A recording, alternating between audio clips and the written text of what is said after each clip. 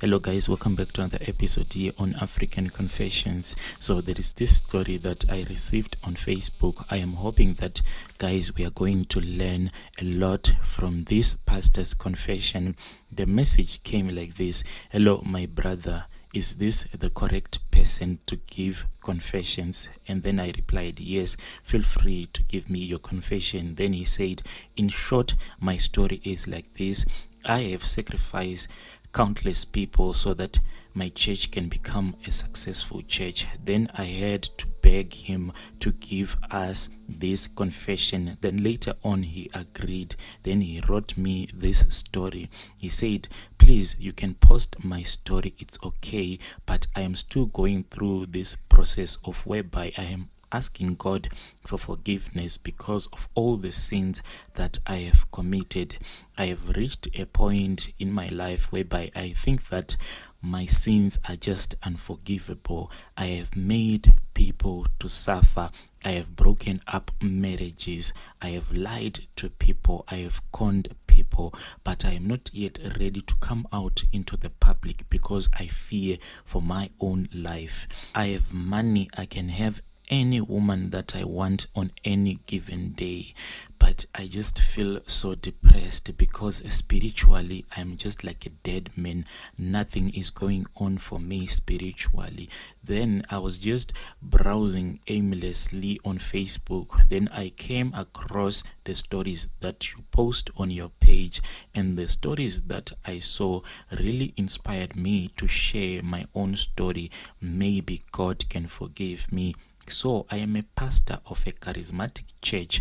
I won't mention the name, but this church is located in Southern Africa. Starting a church that has a huge following is not that easy. You cannot just wake up one morning and say that I want to start a very successful church, because remember, people are very loyal to their churches. So for you to be successful, you need to come up with tricks and miracles that will draw people's attention to you, especially the rich people. The rich people are not going to come to your church if there are no miracles that are performed in your church. And remember that we are in Africa. Africans always want to see drama in church.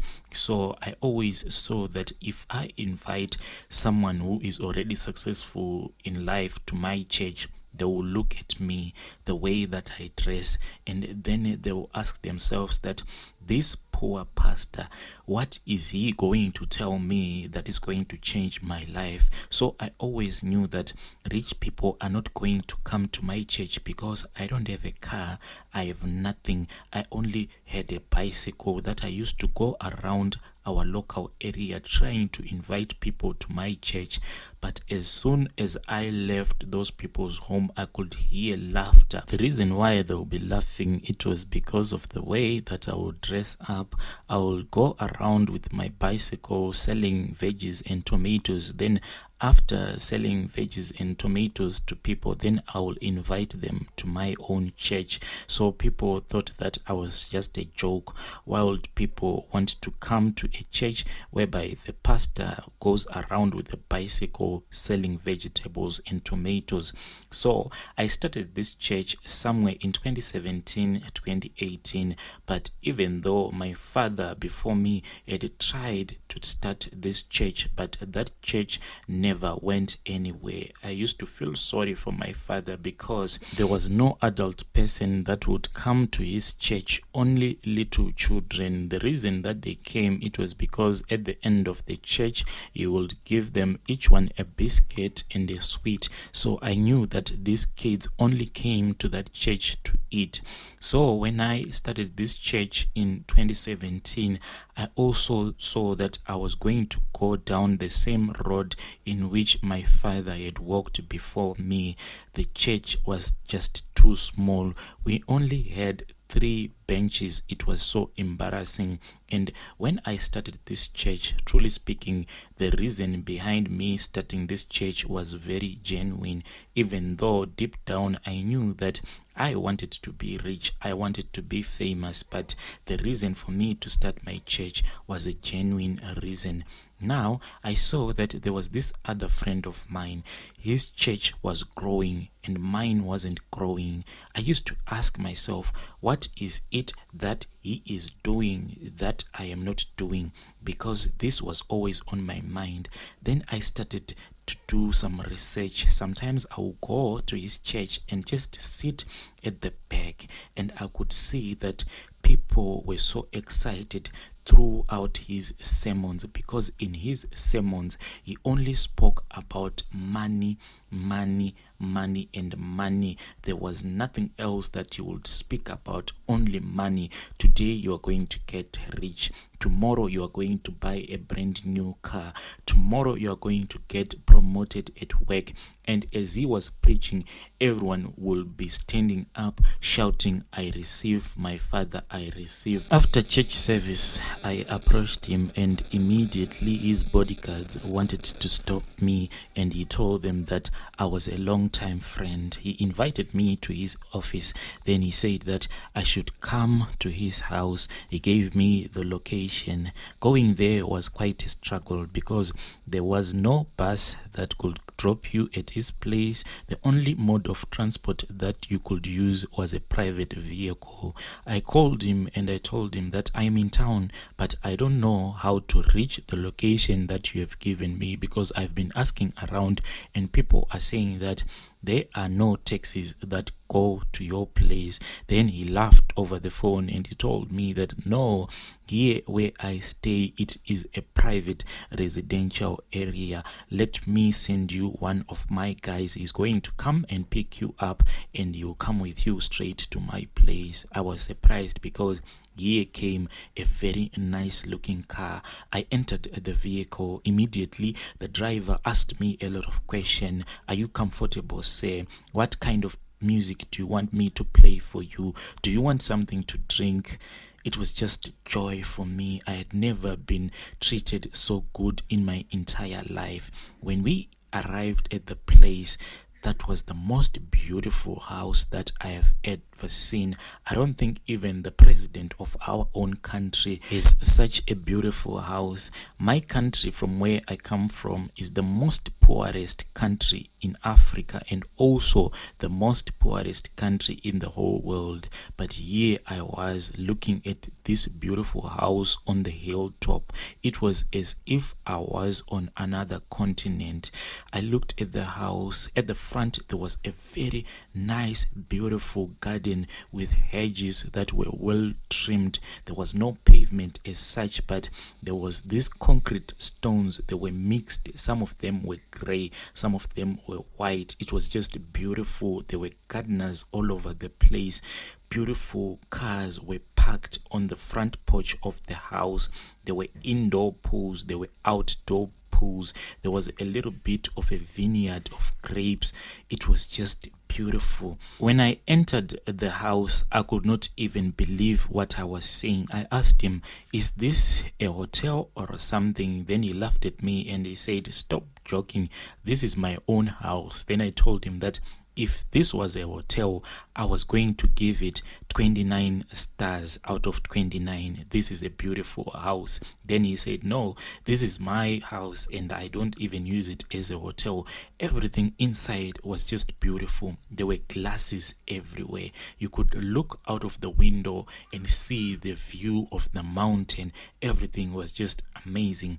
As we sat down and he poured some wine for me and he told me that, you know, my friend, in life there are different type of people. If you are a poor person, then you are alive. But if you are as wealthy as I am, then you are living life. After I had a meeting with this guy, I began to obsess about this living, and all that I wanted to do was to make a name for myself, to be known all over the world that there was this powerful pastor, and the obsession became so strong. Later on, I called this pastor and I told him that, fellow brother, please help me out. I have tasted this apple that you have given to me, but you took back that apple before I could truly enjoy it. Please tell me, how is your church so successful? How are you living such a good life in our country where you know that poverty is very high, people are unemployed? Where are you getting this money? Please take me to that place. Then he told me that firstly, you need to find money and buy your own ticket. The return ticket, don't worry about it, I will buy it for you. And he told me that the ticket that I was supposed to buy for my own self was a ticket for me and him to fly to Nigeria. The money that he told me was quite a lot. There was no way that I was going to get that money.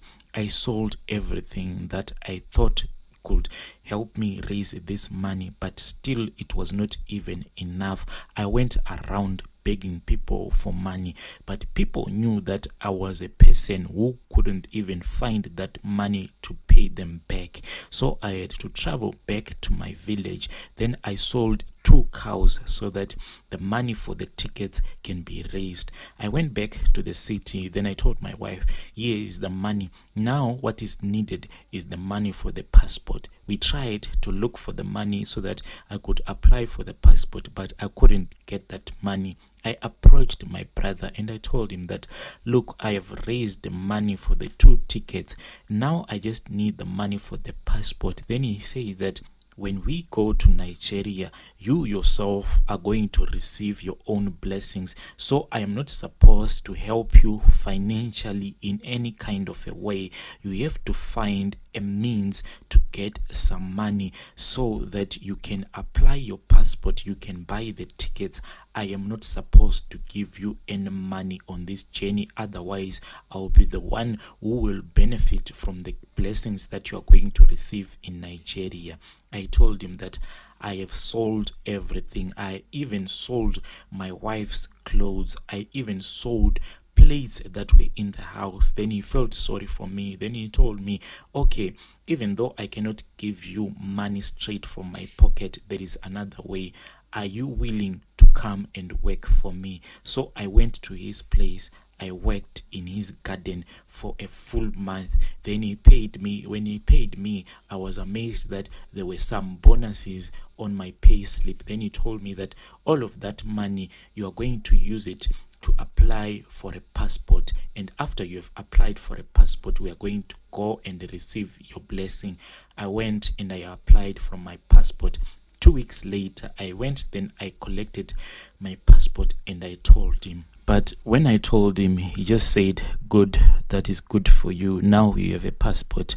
Then he stopped communicating with me. I would call him. Then his assistant will pick up his phone and tell me that he was too busy to speak with me. I was so heartbroken. I didn't know what to do.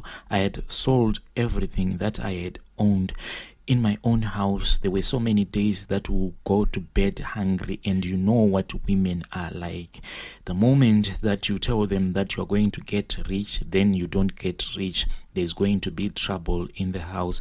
There was no peace anymore. My wife was always angry at me that I had promised her that we were going to get out of this mess, but I had sold everything. 3 weeks later, he called me and he told me that he had sent his driver to my house and I was supposed to have a meeting with him. We went to his place as usual. He spoke about how rich he was and how he was going to make me as successful as he was. He told me that I was bound to become the most popular preacher in the whole of Africa.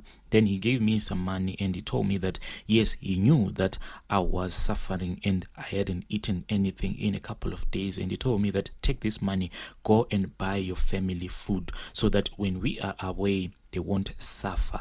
Then this was the beginning of my journey into becoming a very powerful preacher.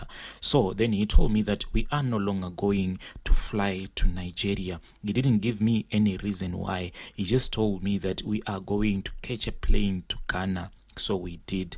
From Ghana, once we landed in Accra, then we took another plane to a place called Cotonou, which is in Benin. Then from Cotonou, we had to travel by bus to a place called Ouidah. This is the place where I got my blessings. Once we got there, we went to a certain place, and it was more like a temple, like a house. I truly don't understand. But what I noticed is that there were a lot of people from different parts of Africa, because I could hear that the languages that they were speaking, most of them were speaking languages that are spoken in the southern part of Africa. And I could see that these people were already rich. I don't think that they had came here with the same purpose that I had came for, to look for riches, because there was this other couple. This couple were speaking in Portuguese. What I remember about this couple is that the wife was so beautiful. I had never seen an African so beautiful like that man's wife. She was so pure. She looked like an angel. But the funny thing was that their child had a disability that I have never seen. It was as if this child was like running mad, but at the same time he had a very strange disability. Up until this day, I have never seen someone as disabled as that child. Then my friend rudely told me, stop staring at people, just mind your own business. Don't you know that the spirit of this place knows everything that you think in your own heart? Just think about the things that you have came here to do. Have you forgotten about your poverty? Then I came back to my own senses. When our turn arrived for us to enter the temple, we entered the temple, but we entered the temple with our backs facing the sun. Then when we entered the temple, we were met by this priest. These priests were wearing black gowns, but the one who was in front was wearing a black gown. I truly don't know how to explain what this gown looked like, but in brief, this high priest was wearing a black gown, but it was if the black was mixed with gold. These colors, as he walked, it was as if they were moving with his body.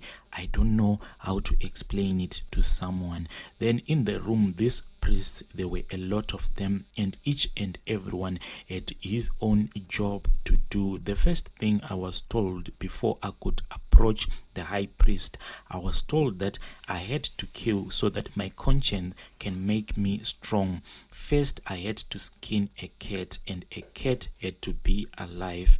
One of the priests came with a basket, and when I opened the basket, there was this little cat, a very cute cat. It was a black cat. Then he told me that for you to go to the next level, you have to take this cat and skin it alive.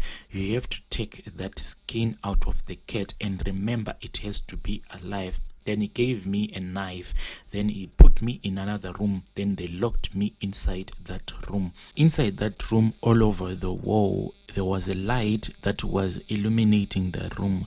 But where the light was coming from, I don't even know, because at the place where I was, there was not even a single source of electricity. But inside that room, it was as if there was electricity. And when I looked at the walls, there were eyes all over the walls. Then I heard a very loud knock on the door, and then I asked who was it. Then the person told me that I myself cannot enter that room, but I am here to tell you that don't look at the wall.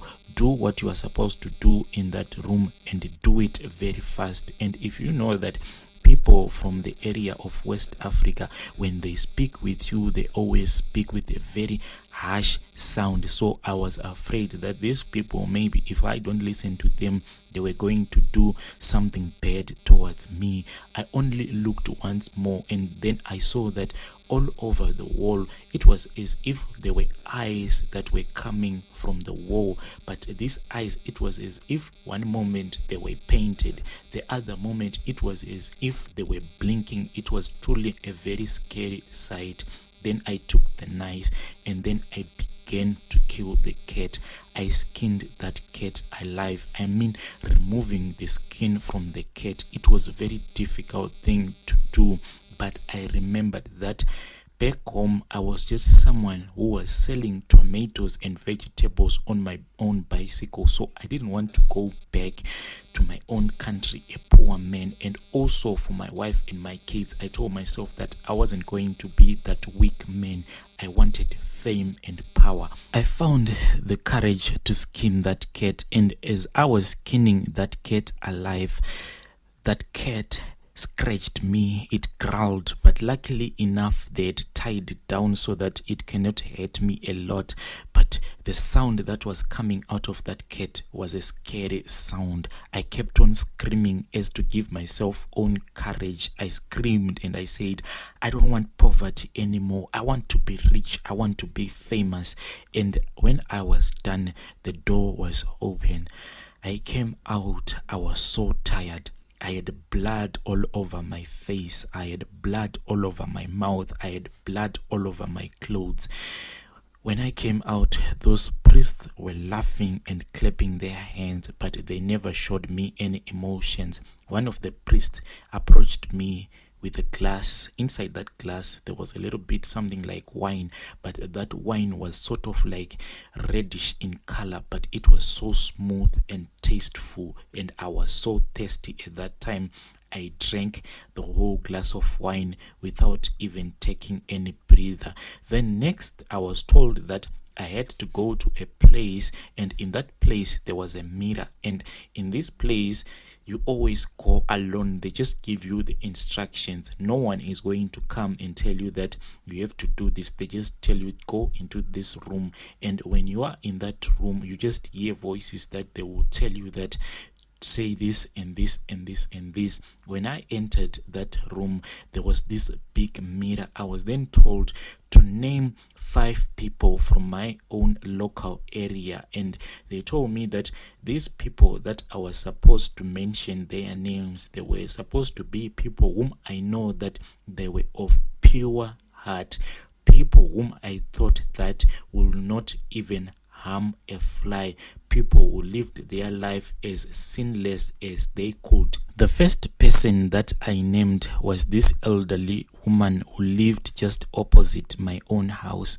This woman was quite a very good woman. She had provided me with food for many days, me and my family, and also even without any government assistance, she was taking care of many orphans in our own local area. So I called her name. Then I called also the name of other women whom I thought that they lived sin-free lives, and also other men around my area. When I had finished naming them, there was laughter in the room, but I don't know where the laughter came from. But after that long laughter had finished, then I saw their images on the mirror. They appeared one by one, and when an image appeared on the mirror, a needle came out of nowhere and placed in my hand. Then I was told that I had to go and prick that person's image on the heart, and I had to do it in order. After I had done that, there will be blood all over the mirror. Then the next image would appear until all of the 5 people whom I had named had appeared on the mirror. Then the mirror just became black, and everything in that room just turned into black, and I collapsed. So that was the message that we received from this pastor. Then at the end of his message, he said, "Look, son, I have told you enough already. I don't know if I can give you any more information regarding this story, because as of now, I feel dizzy when writing this story. So I don't know if it is the diabetes that is making me feel dizzy, or if it is just a spiritual attack. If I feel okay tomorrow, I am going to finish off the story so that you can just share with the whole world. But if you don't see me sharing this story with you anymore, please remember to pray for me."